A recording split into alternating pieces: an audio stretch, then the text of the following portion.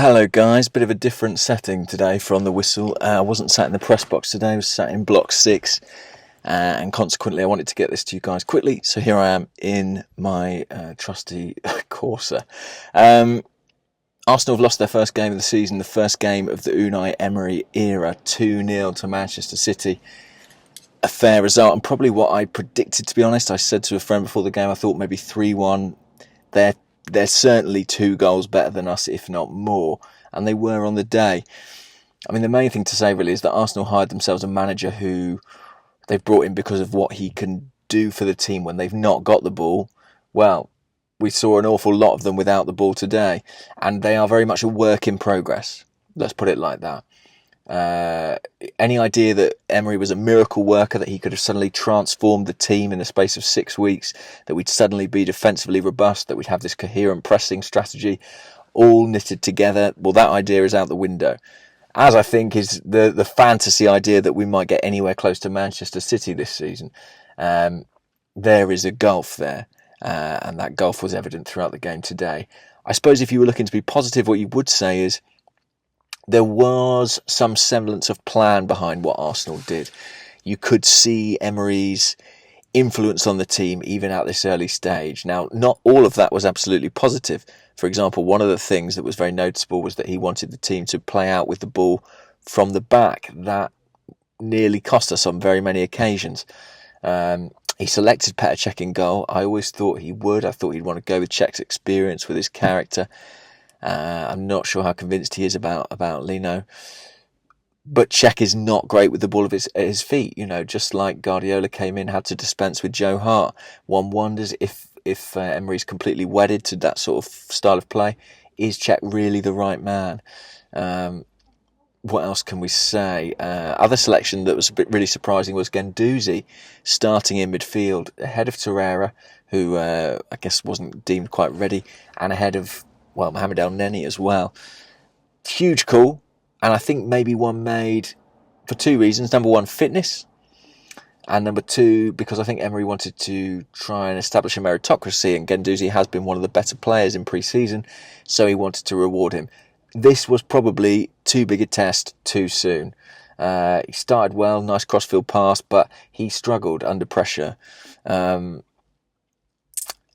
And I was surprised, really surprised, that he stayed on for the full 90 minutes. Again, that probably had more to do with how much he has in the tank in terms of his legs and his lungs than anything else. But what I would say about Guendouzi is that he didn't get the support he might expect from some more experienced members of the team, particularly Granit Xhaka, who was picked alongside him in holding midfield and I thought had a really poor game. So yeah, I understand we're excited about the young player, but I think it probably is too soon for him to be playing, certainly against this calibre of opposition.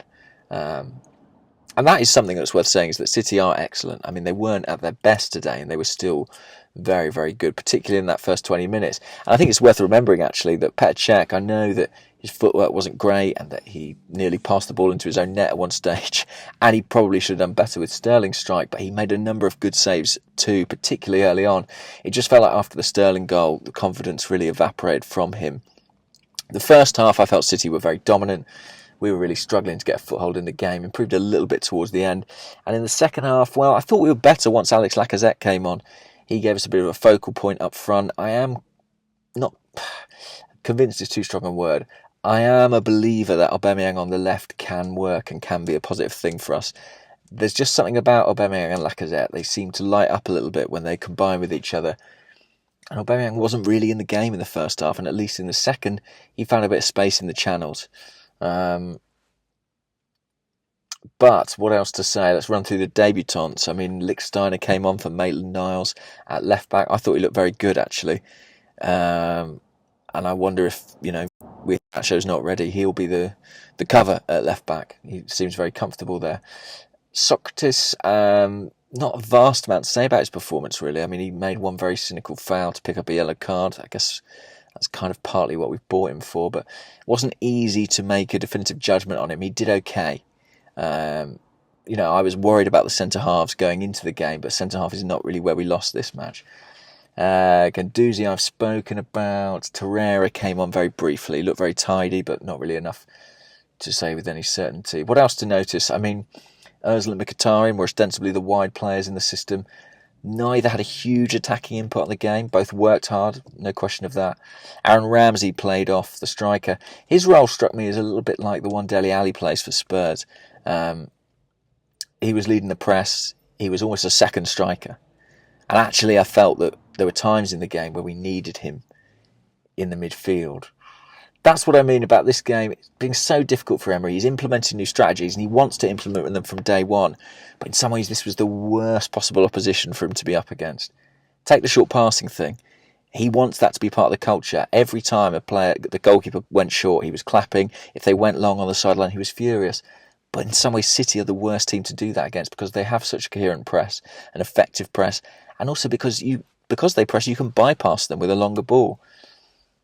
You know, if you draw out 5 defenders, 5 City attackers, then you can go long. You want your managers to be adaptable game by game. It's so hard for Emery. He's trying to put his blueprint on the team. He's trying to get that in early.